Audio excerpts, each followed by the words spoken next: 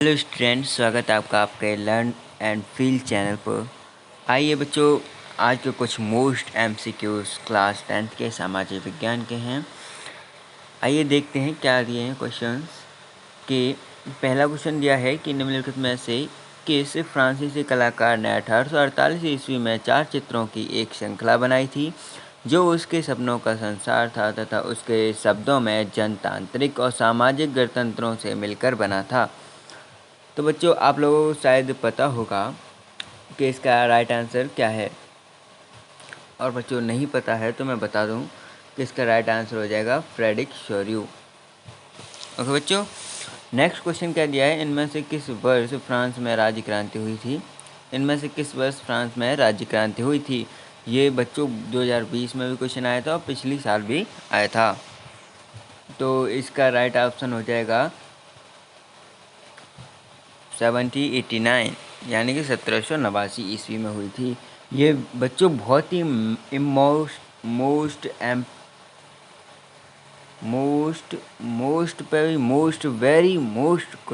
Important question है बच्चों। आइए नेक्स्ट पे चलते हैं हम। नेक्स्ट क्वेश्चन क्या दे रखा है कि इनमें से किस वर्ष में फ्रांस में नागरिक संहिता, जिसे नेपोलियन की संहिता के नाम से भी जाना जाता है, इसका उदय हुआ था। किस वर्ष हुआ था बच्चों?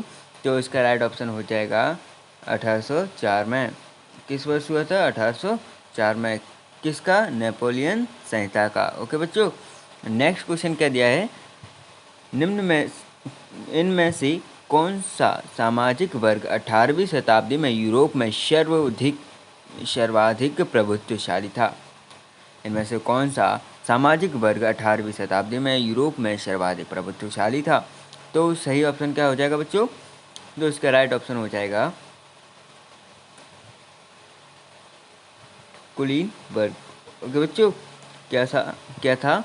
कुलीन वर्ग।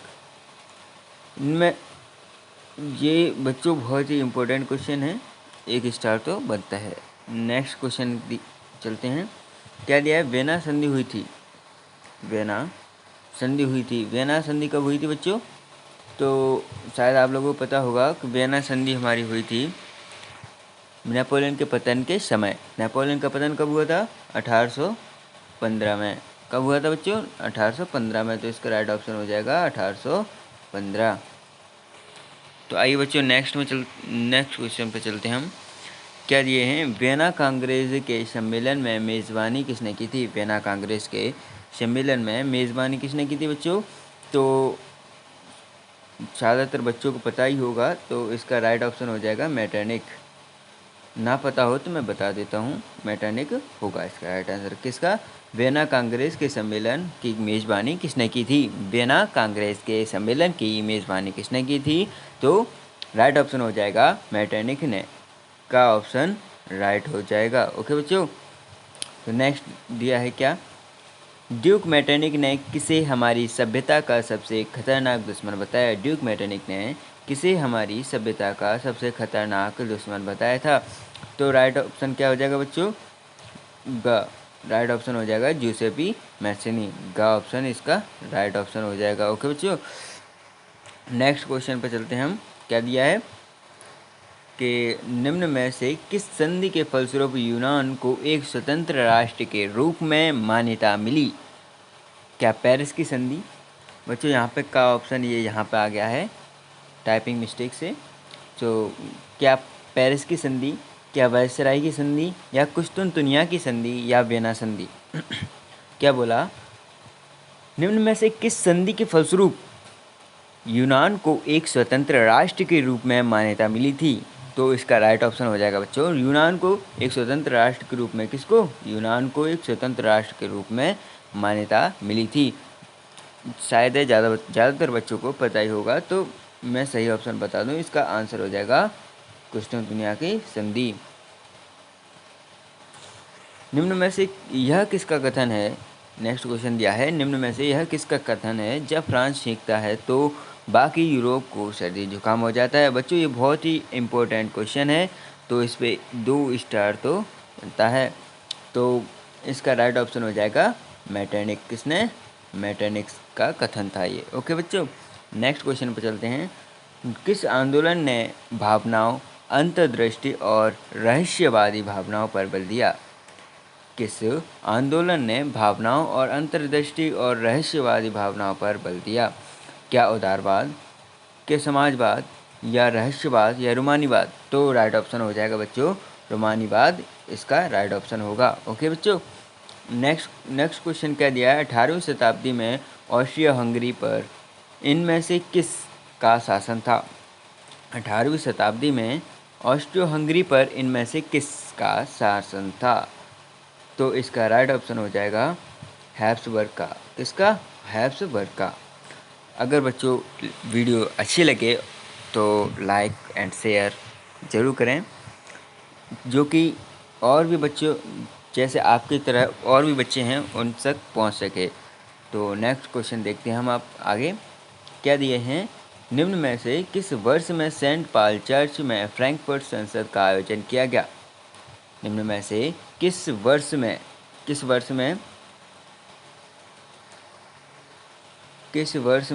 सेंट पॉल चर्च में फ्रैंकफर्ट संसद का आयोजन किया गया था? तो मैं बता दूं बच्चों, इसका राइट ऑप्शन हो जाएगा 1848 का राइट आंसर हो जाएगा। नेक्स्ट क्या दिया है? जर्मनी का राष्ट्ररूपक था। जर्मनी का राष्ट्ररूपक क्या था बच्चों? तो जर्मनी का राष्ट्ररूपक था जर्मेनिया। क्या था बच्चों? जर्मेनिया राष्ट्ररूपक था। किसका? जर्मनी का। ओके बच्चों, नेक्स्ट क्वेश्चन पर चलते हैं हम। क्या दिया है?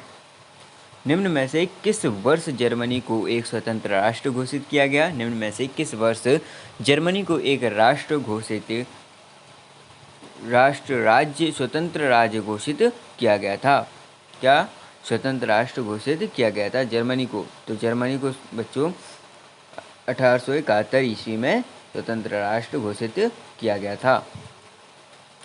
और अगर यहीं पे पूछ ले कि इटली को स्वतंत्र राष्ट्र कब घोषित किया गया था, तो बच्चों 1870 ईस्वी हो जाएगा। ओके बच्चों, नेक्स्ट क्वेश्चन क्या दिया है? 15 जनवरी का एकीकरण का श्रेय 15वां क्वेश्चन है, जर्मनी का एकीकरण का श्रेय इनमें से किसे दिया जाता है? जर्मनी का एकीकरण का श्रेय इनमें से किसे दिया जाता है? तो राइट ऑप्शन हो जाएगा बच्चों ऑटोमन बिस्मार्क को दिया जाता है। किसको दिया जाता है? ऑटोमन बिस्मार्क को। नेक्स्ट क्वेश्चन पे चलते हैं हम। क्या है?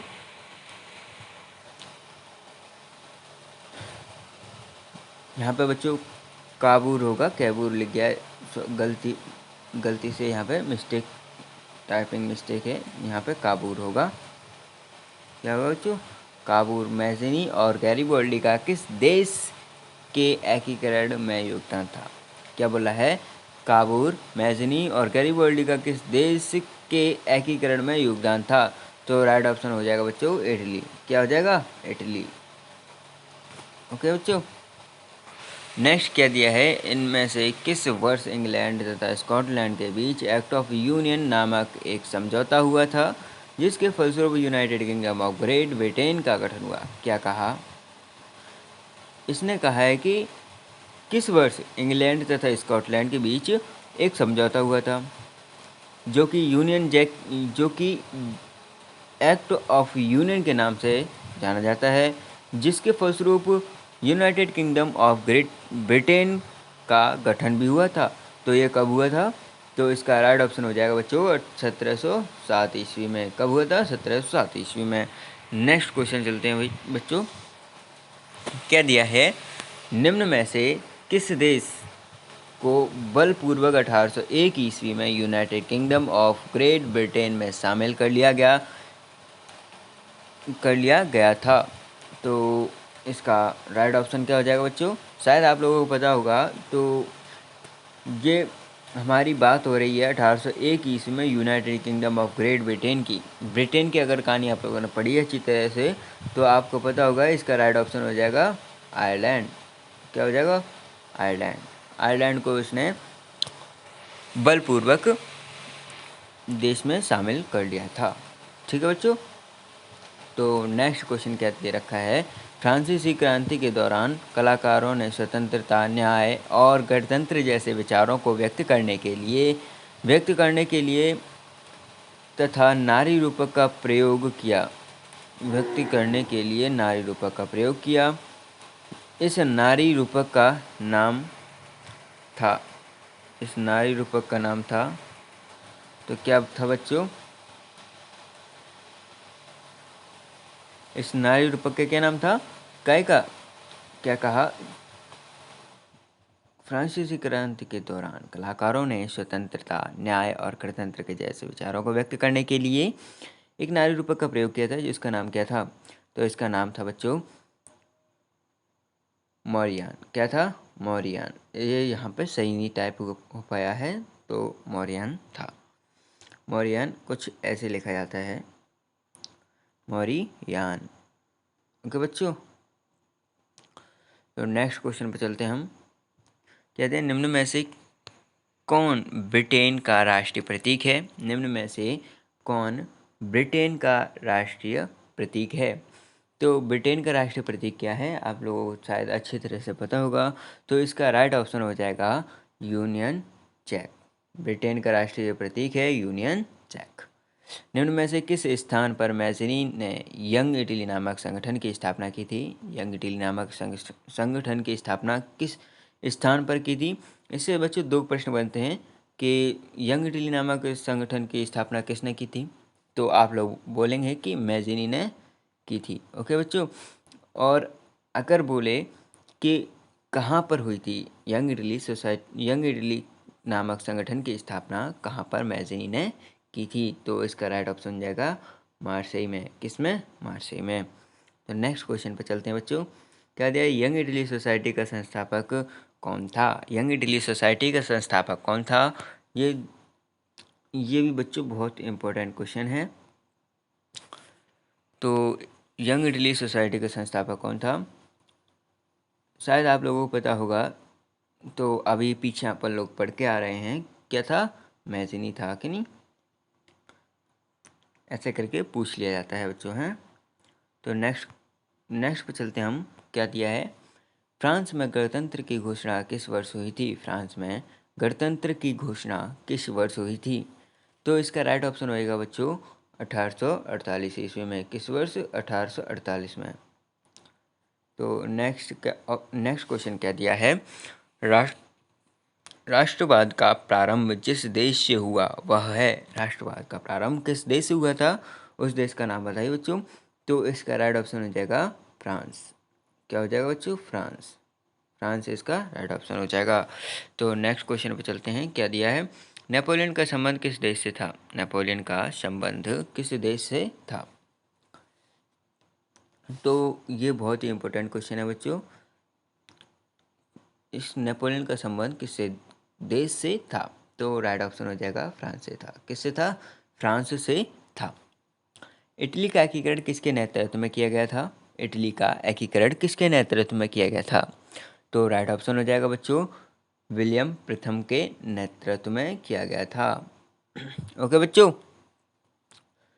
ये भी बहुत इंपॉर्टेंट क्वेश्चन है बच्चों, इसे याद कर लेना, पेपर में आने लायक है क्वेश्चन। ओके बच्चों, तो आज का ये आखिरी क्वेश्चन है, 27वां क्वेश्चन।